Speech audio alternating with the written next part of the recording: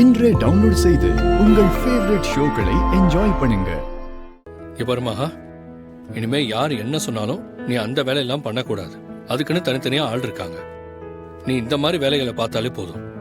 First computer கத்துக்கோ. சரிங்க. Okay.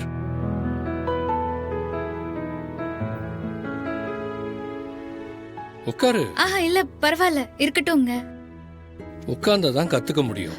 ஓ அப்படின்னா சரிங்க சார்.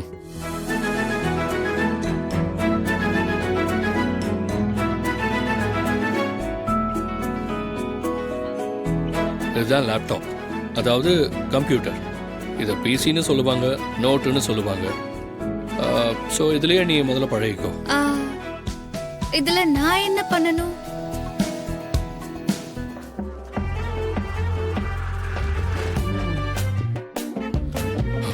சரி, முதல்ல இதை ஆன் பண்ண. எங்க ஆன் பண்ற ஸ்விட்ச் எங்க இருக்கு?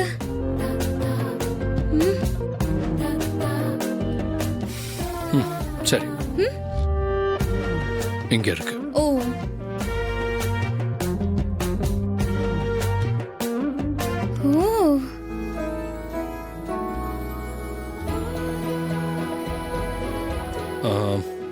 இதுதான் வேர்ட் ஃபைல்.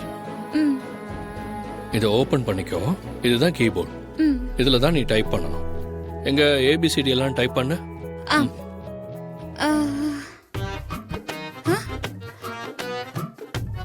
என்னது?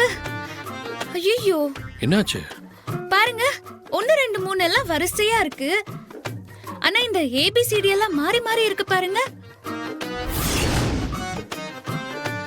கடவுளே, இவளுக்கா சொல்லி கொடுக்கணும்? என்னாச்சு? ஒண்ணும் இல்ல. எனக்கு ஏபிசிடி எல்லாம் சரியா இருக்கிற மாதிரி வேற கம்ப்யூட்டர் தரீங்களா? அதுல கத்துக்கிறேன். வேற கீபோர்டா? என்னாச்சுங்க? ஒண்ணும் இல்ல. இதுல எல்லாமே சரியாதான் இருக்கு.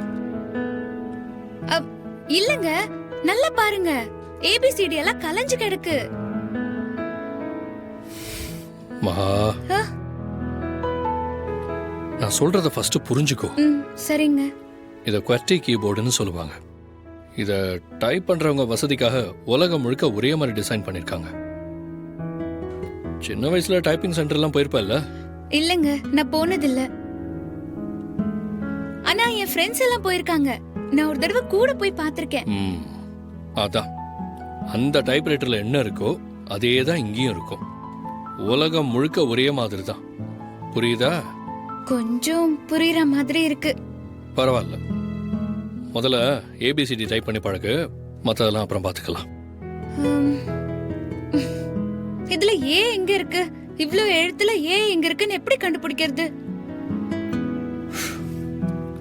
இங்க இருக்கு ஏ.